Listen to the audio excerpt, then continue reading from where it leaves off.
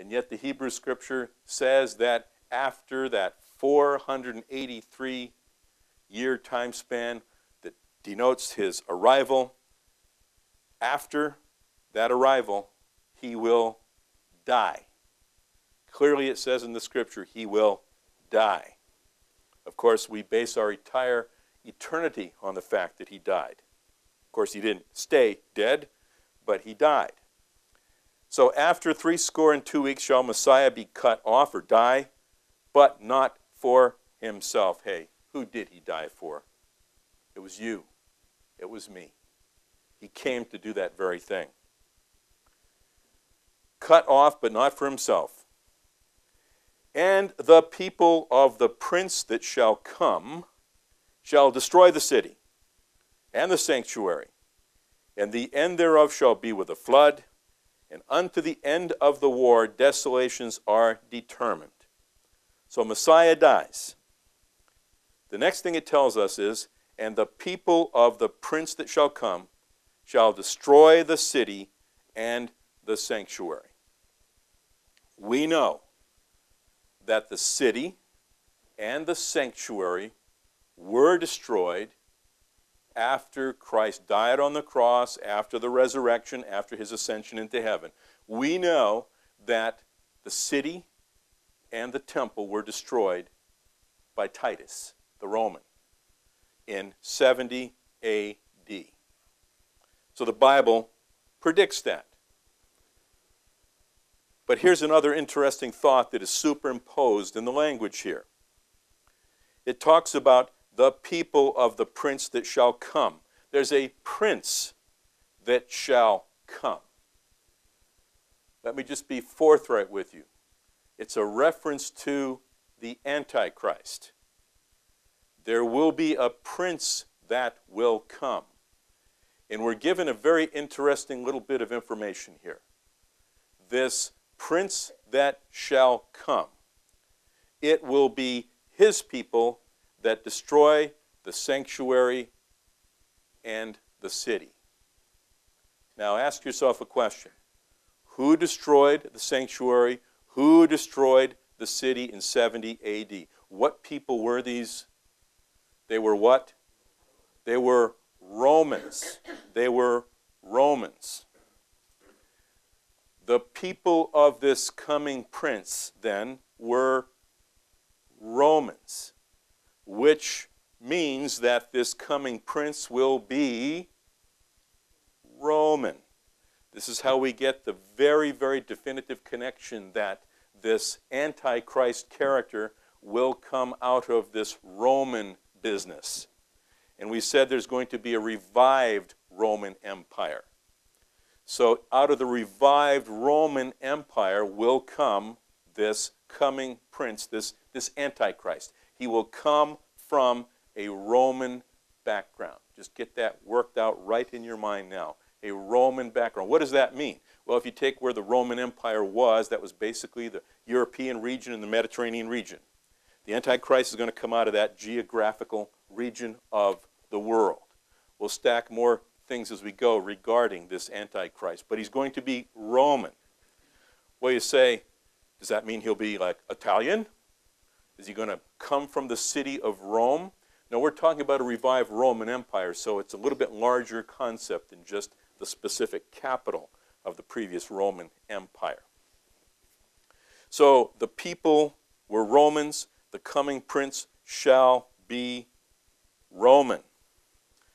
Let me read to you, as long as we've mentioned this Antichrist character, a few things.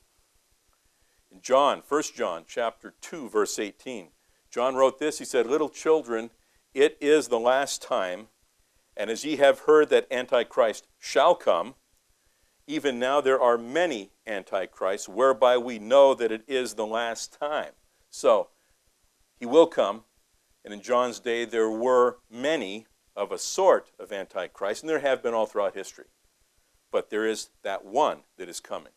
1 John chapter 2, verse 22, he said, "Who is a liar but he that denieth that Jesus is the Christ? He is Antichrist that denieth the Father and the Son." So add this to a characteristic. The Antichrist is going to deny Jesus.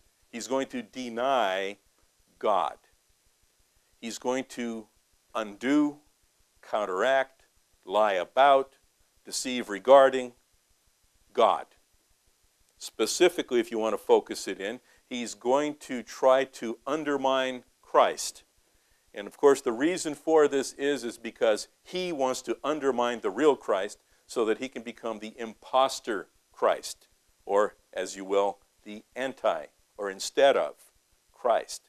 That's his goal. So this Roman is going to come along, and it's going to be his occupation to undermine, to deny, to denounce, to confuse regarding, to deceive about everything that he can, the true Christ.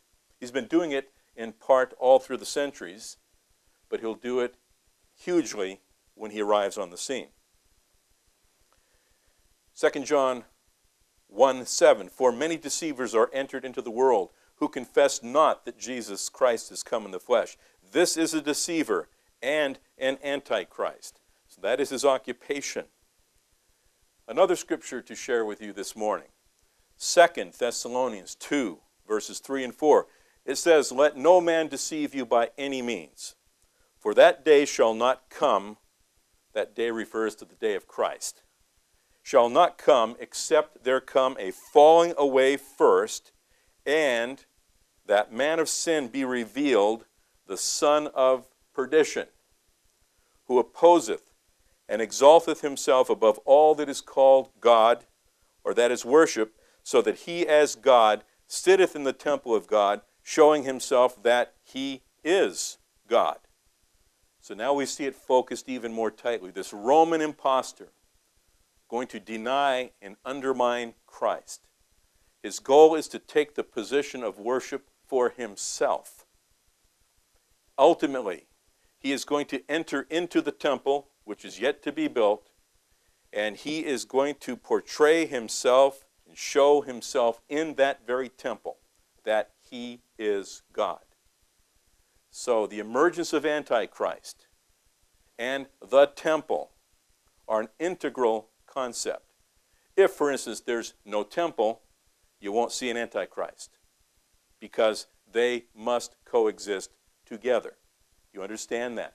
So, if we were to go back in history, say 100 years, 200 years, 500 years, 1,000 years, 1,800 years, when there was no temple on planet Earth, could the scenario of the Antichrist entering into the temple have happened?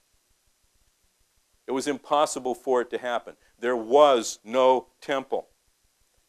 Now the scripture says that the day, referring to the return of Christ, will not happen until and after the emergence of the Antichrist and the emergence of this temple that must exist for the Antichrist to do his dastardly deed. So, those who say that Christ could come at any moment in time, can he come at any moment in time? Could he come today? Could the day of the Lord begin today? It can't happen, because Antichrist temple have to come before that. Just tuck that away in your thinking. That's a very clear, specific teaching. That the man of sin be revealed. It's a key thing. Now, in the earliest days of Christianity, there are many that wrote about this. They seem to be all in agreement. Sometimes the details might vary a little bit, but they were basically all in agreement that the church would encounter the Antichrist. The church would encounter the Antichrist. Some of the writers even said that you won't see the Antichrist until you see the 10 horns, the 10 kings mentioned in Daniel, because out of those 10 kings, one is going to arise who's going to subdue 3 and take over. That would be the Antichrist. So put these thoughts together. Until there's this 10 king business, which I assume to be out of the revived Roman Empire, until that emerges,